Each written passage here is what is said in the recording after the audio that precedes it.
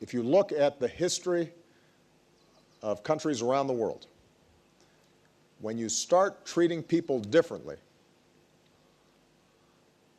not because of any harm they're doing anybody, but because they're different, that's the path whereby freedoms begin to erode. As an African American in the United States, I am painfully aware of the history of what happens when people are treated differently under the law. And were all sorts of rationalizations that were provided by the power structure for decades in the United States for segregation and Jim Crow and slavery, and they were wrong.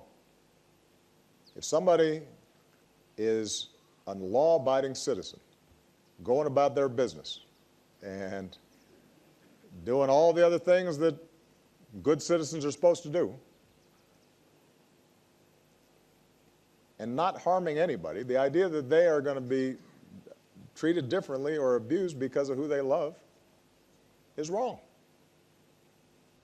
Just like President Obama, I think we also need to be able to speak frankly about some of these things. And the fact of the matter is that Kenya and the United States, we share so many values.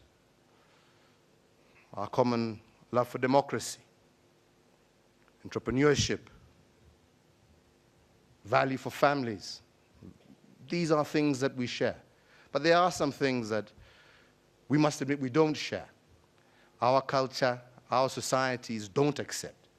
It's very difficult for us to be able to impose on people that which they themselves do not accept. This is why I repeatedly say that for Kenyans today, the issue of gay rights is really a non-issue. We want to focus on other areas that are day-to-day living for our people. The health issues that we have discussed with President Obama, these are critical. Issues of ensuring inclusivity and of women, a huge section of society that is normally left out of the mainstream of economic development.